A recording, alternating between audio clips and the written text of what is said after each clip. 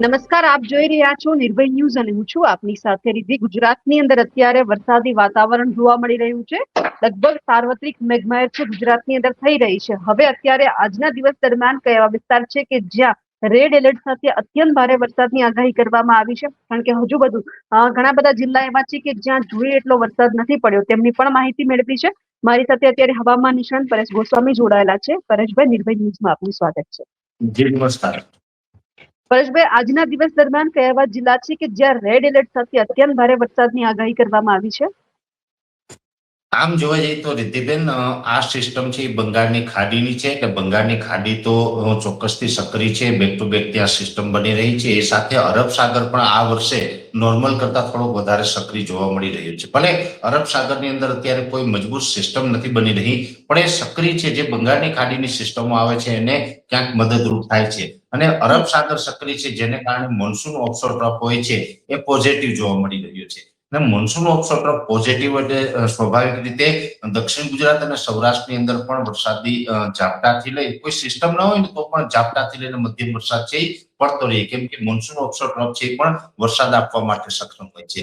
બીજી વાત મારે એ કરવાની છે કે અત્યારે જે આ સિસ્ટમ બંગાળની ખાડીમાંથી આવી, આમ જોવા જઈએ તો આ સિસ્ટમ છે આજે રાત્રે ઘણી બધી નબળી પણ પડી છે. છતાં પણ હજુ રાજ્યના અનેક વિસ્તારમાં વરસાદ પડવાની સંભાવનાઓ છે. જેમાં આમ જોવા જઈએ તો સૌપ્રથમ આ સિસ્ટમ ડિપ્રેશન સ્વરૂપમાંથી જેવી રીતે ઓડિશા ઉપર થઈને પશ્ચિમ દિશામાં આગળ ચાલી એટલે એક વખત તો એના સિયર ઝોન છે એ અરબ સાગરમાં લંબાયો હતો, જેને કારણે ખૂબ મજબૂત બનીને ડીપ ડિપ્રેશન બની હતી. ત્યાંથી મધ્યપ્રદેશ નજીક પહોંચતા પહોંચતા ફરીથી નબળી પડીને ડિપ્રેશનમાં ફેરવાઈ હતી. હવે આ સિસ્ટમ છે એ થોડોક ટનપણાનો લાગી રહ્યો છે. જે પશ્ચિમ દિશામાં તેની જગ્યાએ હવે ઉત્તર પશ્ચિમ દિશામાં આગળ વધી રહી છે. એટલે થોડીક નબળી પડી છે. એને કારણે પણ વરસાદના વિસ્તારોમાં વધારો થશે. સામાન્ય લોકોને જે વેધર વિશે ન ખ્યાલ હોય ને એવું હોય કે જેટલી સિસ્ટમ વધારે મજબૂત હોય તો એ વધારે પડતા વરસાદ પડે, પણ સિસ્ટમ વધારે મજબૂત હોય તો વરસાદની તીવ્રતા વધે. પણ જો મજબૂત સિસ્ટમ જ્યારે નબળી પડે છે તો વરસાદના વિસ્તારમાં વધારો થતો હોય છે. કેમ કે 700 એચપીએ લેવલ ને 850 એચપીએ લેવલે જે અસ્થિરતાઓ હોય છે એનો ઘેરાવો છે એ વધી જાય છે જ્યારે સિસ્ટમ નબળી પડે ત્યારે. એમ સિસ્ટમ નબળી પડે એટલે જે ગઈકાલે શક્યતા હતી એના કરતા પણ આજની તારીખ હવે વિસ્તારોમાં વધારો થઈ શકે છે. અને સિસ્ટમનો અત્યારે સેન્ટ્રલ પાર્ટ છે એ આપણે ઇન્દોર અને ઉદયપુર, મધ્યપ્રદેશનું ઇન્દોર અને રાજસ્થાનનું ઉદયપુરથી ઘણી બધી સિસ્ટમ નજીક છે. ગુજરાત ઉપર અત્યારે સિસ્ટમ નથી. સિસ્ટમ તો મધ્યપ્રદેશ અને રાજસ્થાનના ભાગો ઉપર છે, પણ એના આઉટર ક્લાઉડ છે એ અત્યારે ગુજરાત ઉપરથી પસાર થઈ રહ્યા છે ને એક મજબૂત સિયર ઝોન બનેલો છે. એટલે આજે 1 ઓગસ્ટના રોજ પણ રાજ્યના અલગ અલગ વિસ્તારોની અંદર સારો એવો વરસાદ વરસી શકે. મુખ્યત્વે જોવા જઈએ તો આ સિસ્ટમને હિસાબે સૌરાષ્ટ્રના ઉત્તર ભાગો, જેમાં મોરબી, સુરેન્દ્રનગર, બોટાદ, ભાવનગર આ વિસ્તારની અંદર વધુ વરસાદ પડવાની શક્યતાઓ છે. જે આજે રાત્રેથી વરસાદ ચાલુ છે, અત્યારે પણ ત્યાં વરસાદ ચાલુ છે.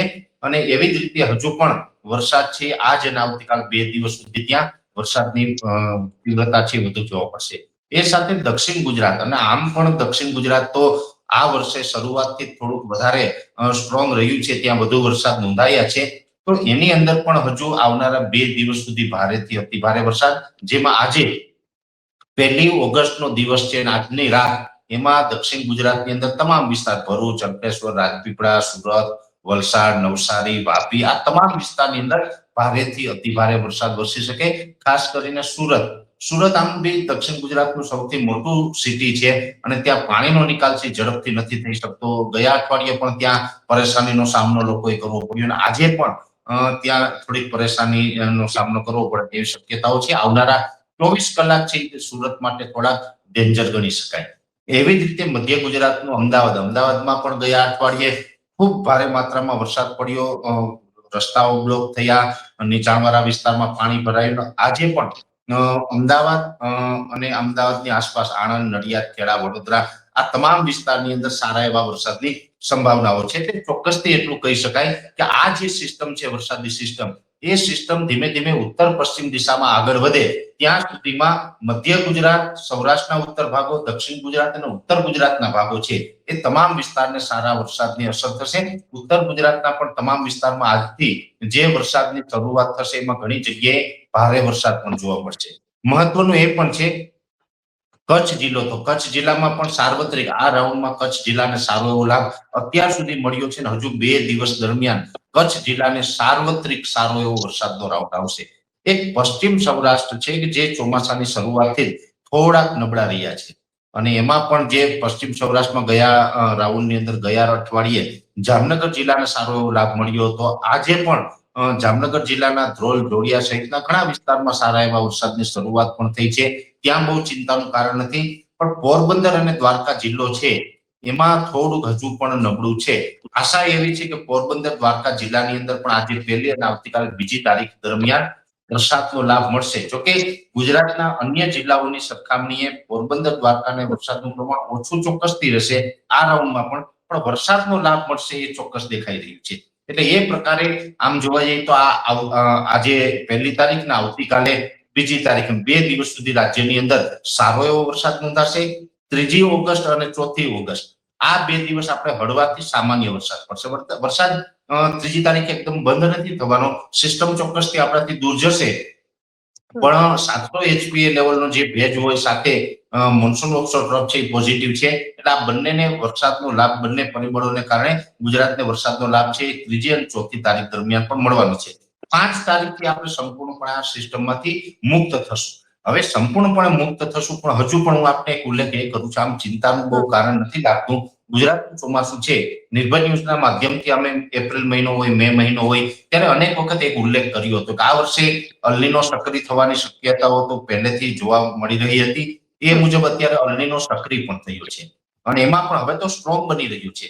જે જુલાઈ મહિનાની અંદર પ્રશાંત મહાસાગરનું તાપમાન 2.5 ડિગ્રી ઉચકાયું હતું, એ અત્યારે જુલાઈના એન્ડ સુધીમાં 3 ડિગ્રી સુધી ઉચકાઈ ચૂક્યું છે, એટલે સ્ટ્રોંગ બન્યું. હજુ પણ વધુ સ્ટ્રોંગ બનવાની શક્યતાઓ છે. છતાં પણ અમે એપ્રિલ મહિનાથી એક વાત કરતા આવ્યા છે કે અલ્નીનો સક્રિય થશે, પણ આઈઓડી એટલે કે ઇન્ડિયન ઓશન ડાયપોલ છે એ પોઝિટિવ રહેશે, જેને કારણે ગુજરાતનું ચોમાસું છે એ નબળું નથી થવાનું. તો એ જ મુજબનું સારું ચોમાસું તો અત્યારે આપણે આજે 1લી ઓગસ્ટ સુધીમાં જોવા મળી રહ્યું છે. અને હવે જૂન અને જુલાઈ એ બંને કરતા હવે ઓગસ્ટ અને સપ્ટેમ્બર છે એકંદરે સારા રહેવાના છે, એટલે બહુ ચિંતાનું કારણ લાગતું નથી.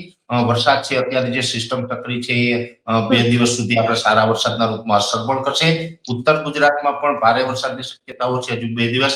મધ્ય ગુજરાત, સૌરાષ્ટ્રના ઉત્તર ભાગો અને દક્ષિણ ગુજરાતમાં ભારે વરસાદ પડશે. હવે મહત્વનું વાત છે આંકડાઓ. આમ જોવા જઈએ તો વરસાદ છે એ પડે એમાં આંકડાઓનો પણ ખૂબ મહત્વનો રોલ હોય છે. હવે ગઈકાલે જુલાઈ મહિનો પૂર્ણ થયો, 31 જુલાઈ ગઈકાલે ગઈ, આજથી ઓગસ્ટની શરૂઆત થઈ છે.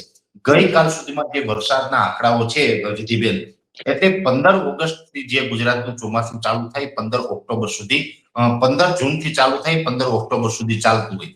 4 મહિનાનું આપણું ચોમાસું છે એમાં આપણે 46-47 દિવસ પસાર કર્યા છે, અને આ જે 50% હજુ ચોમાસું પૂર્ણ નથી થયું, છતાં પણ ગુજરાતની અંદર 56% વરસાદ વરસી ચૂક્યો છે. હવે હું તમને અલગ અલગ રીઝન વાઇઝ આંકડા બતાવવા માંગુ છું. 56% ઓલ ઓવર ગુજરાતની એવરેજ, એમાં અમુક જિલ્લામાં ઓછો હોય, અમુક જિલ્લામાં વધારે, પણ જે એવરેજ છે આખા ગુજરાતની એ 56% એ પહોંચી ચૂકી છે. ને હવે એમાં સૌથી વધારે વરસાદ છે દક્ષિણ ગુજરાતમાં અને સૌથી ઓછો છે કચ્છ જિલ્લામાં. એટલે વેધરના નિયમ પ્રમાણે 5 રીજન છે: સૌરાષ્ટ્ર, કચ્છ, ઉત્તર ગુજરાત, મધ્ય ગુજરાત અને દક્ષિણ ગુજરાત. તો સૌથી ઓછો વરસાદ છે કચ્છ જિલ્લામાં, 20% વરસાદ છે એ અત્યાર સુધીમાં વરસ્યો છે. ઉત્તર ગુજરાતની અંદર 42% આસપાસ, એમાં કદાચ પોઈન્ટના પ્રમાણમાં થોડુંક આગળ પાછળ સમજવું, પણ 42% આસપાસનો વરસાદ ઉત્તર ગુજરાતમાં નોંધાયો છે. મધ્ય ગુજરાતમાં આ વર્ષે થોડુંક દર વર્ષની સરખામણીએ સારું છે. મધ્ય ગુજરાતમાં એક અતિવૃષ્ટિ પણ જોવા મળી છે અમદાવાદ સહિતના વિસ્તારમાં. મધ્ય ગુજરાતની અંદર 44% આસપાસનો વરસાદ અત્યાર સુધીમાં નોંધાયો છે. એવી જ રીતે સૌરાષ્ટ્રના ભાગોમાં, સૌરાષ્ટ્રમાં પણ અમુક જગ્યાએ વધારે છે, પશ્ચિમ સૌરાષ્ટ્રમાં ઓછો વરસાદ છે, છતાં પણ ઓલ ઓવર સૌરાષ્ટ્રની જે એવરેજ છે એ 42% વરસાદ અત્યાર સુધીમાં વરસી ચૂક્યો છે. દક્ષિણ ગુજરાતની અંદર સૌથી વધારે 80% આસપાસ વરસાદ દક્ષિણ ગુજરાતમાં વરસ્યો છે. એટલે ઓલ ઓવર ગુજરાતના જે 5 રીજન છે એમાં ટકાવારીની દ્રષ્ટિએ આગળ પાછળ છે, પણ ઓલ ઓવર ગુજરાતની અંદર જોવા જઈએ તો 56% આસપાસનો વરસાદ છે એ અત્યાર સુધીમાં વરસી ચૂક્યો છે, અને હજુ ઓગસ્ટ અને સપ્ટેમ્બર 2 મહિના બાકી છે. આ 2 મહિનામાં પણ સારા વરસાદ પડે તો એકંદરે એટલું ચોક્કસથી કહી શકાય કે ગુજરાતનું ચોમાસું નબળું નથી થવાનું અને સારું ચોમાસું થવાનું છે. ને એમાં પણ આજે આપણે 1લી ઓગસ્ટે બેન વાત કરી રહ્યા છીએ ત્યારે પણ ગુજરાતના લગભગ કહી શકાય કે 80% વિસ્તારની અંદર તો વરસાદ ઓલરેડી ચાલુ છે, એટલે બહુ ચિંતાનું કારણ મને દેખાતું નથી. એક નાનો સવાલ એ પણ છે કે જ્યારે બધી તૈયારી થઈ ગઈ હોય છે ને ત્યારે જે પ્રમાણે વરસાદની આગાહી થતી હોય તેને પ્રમાણે વરસાદ નથી આવતો. ગઈકાલે આપણે ઘણા બધા લોકો એવું કહેતા હતા કે અમદાવાદ કે મધ્ય ગુજરાતની આજુબાજુમાં રેડ એલર્ટ સાથે વીંડીના માધ્યમથી લોકો એવું પ્રિડિક્શન કરતા હતા કે અત્યંત ભારે વરસાદ આવશે. બધી જ તૈયારી થઈ ગઈ અને પછી વરસાદ ના આવ્યો. જો બેન, પહેલી વાત એ છે 31 જુલાઈના રોજ ઘણા બધા મિત્રોએ અનુમાન લગાવ્યું હતું, પણ અમે 31 તારીખ માટે કોઈ રેડ એલર્ટ અમદાવાદ માટે 31 તારીખનું કમસે કમ આપેલું નહોતું. અમારું અનુમાન હતું કે પહેલી બીજી તારીખમાં અમદાવાદની અંદર વરસાદ પડી શકે છે. પણ હવે અત્યારે એવું છે કે લગભગ દરેક વ્યક્તિ જેમની પાસે આઈફોન છે કે એન્ડ્રોઈડ ફોન કોઈ પણ હોય, જેમના હાથમાં ફોન છે ને વિન્ડી ડાઉનલોડ કરતા આવડી ગયું છે ને બધા વેધર એક્સપર્ટ થઈ ગયા છે.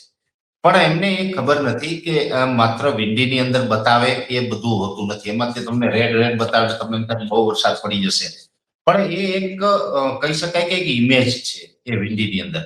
એનાથી વરસાદનું તમે એ અનુમાન ન લગાવી શકો. હવે આ વખતે બધાને ખબર પડી ગઈ કે વિન્ડીમાં બતાવે એવું તો થતું નથી. જો એવું થતું જ હોત તો મારા તરફથી પણ ગઈકાલે એટલે કે 31 જુલાઈના રોજ અમદાવાદમાં સારા વરસાદનું અનુમાન આવ્યું હોત, પણ અમે અમદાવાદ માટે એ રેડ એલર્ટ નહોતું આપ્યું. દક્ષિણ ગુજરાત માટે ચોક્કસથી આપ્યું. તો આજે ચોક્કસથી કહી શકાય કે આજે પહેલી બીજી તારીખે અમદાવાદ હોય, ઉત્તર સૌરાષ્ટ્રના ભાગ હોય, દક્ષિણ ગુજરાતમાં બધામાં આજે સારા વરસાદ પડશે. કેમ કે સિસ્ટમ હોય છે એ અલગ અલગ માધ્યમથી જે અમે ટ્રેસ કરતા હોય, સિસ્ટમનો સેન્ટ્રલ પાર્ટ ચેક થતો હોય, એના આઉટર ક્લાઉડ ચેક કરવા પડે, એનો શિયર ઝોન ચેક કરવો પડે. એની જે સિસ્ટમની ઊંચાઈ છે એ સિસ્ટમ છે 850 એચપી લેવલે કેટલી મજબૂત છે, 700 એચપી લેવલે કેટલી મજબૂત છે. અને સિસ્ટમ જો ક્રોસ હોય તો ઘણી વખત સિસ્ટમની જે સેન્ટ્રલ પાર્ટ હોય એનાથી દક્ષિણ દિશામાં વરસાદ પડે. આ વખતે એવું પણ બન્યું છે કે અત્યાર સુધી એટલે કે ગઈકાલ સુધી સિસ્ટમના દક્ષિણ પાર્ટમાં વરસાદ વધારે પડ્યો છે. આજે સિસ્ટમના કહી શકાય કે દક્ષિણ પશ્ચિમ ભાગમાં એટલે કે નૈઋત્ય દિશામાં વધારે વરસાદ પડી રહ્યો છે. હવે તમે જે લાલ જે રંગ જોવો છો, કલર જોવો છો, તો ત્યાં વરસાદ પડે એવું ના હોય. એ સિસ્ટમની ઊંચાઈ અને સિસ્ટમ કઈ તરફ ઝૂકેલી છે એ અલગ અલગ માધ્યમોથી અમારે પ્રિડિક્શન કરવું પડે ને એના આધારે કહી શકાય. ઘણી વખત જે રેડ એરિયો બતાવતો હોય વિન્ડીની અંદર, પણ એનાથી દક્ષિણ 200 કિલોમીટરમાં વધારે વરસાદ પડતો હોય છે. એટલે એના માધ્યમથી આપણે ન કહી શકાય. ઠીક છે કે બધા જે અનુમાન કરે છે બધા પોતપોતાનું અનુમાન હોય છે. સારા વેધર એક્સપર્ટ હોય, દાખલા તરીકે હવામાન વિભાગ છે, આપણી સરકારી સંસ્થા છે, એના અધિકારીઓ દ્વારા કોઈ એવું માર્ગદર્શન આપવામાં આવે તો એને આપણે ફોલો કરવું જોઈએ. બીજા પણ અંબાલાલ કાકા જેવા અનુભવી માણસ હોય, બીજા મારા જેવા નાના મોટા જે વેધર એક્સપર્ટ જે લીગલી આના ઉપર પ્રિડિક્શન કરે છે, એમાંથી જો આપણે જોઈને થોડુંક આપણે અનુમાન લગાવીએ તો ક્યાંક આપણે રાહત મળે અને એમાં ખોટું પડવાના ચાન્સ ઓછા થઈ જતા હોય છે. બિલકુલ પરેશભાઈ, આપ અમારી સાથે જોડાયા અને જે તમે આગાહી કરી બદલ આપનો ખૂબ ખૂબ આભાર. તમારા વિસ્તારમાં અત્યારે કેવો વરસાદ પડી રહ્યો છે અમને કમેન્ટ કરીને ચોક્કસથી જણાવજો. સાથે જ અમારી નિર્ભય ન્યૂઝ ચેનલને લાઇક, શેર અને સબસ્ક્રાઇબ કરવાનું ભૂલશો નહીં. નમસ્કાર.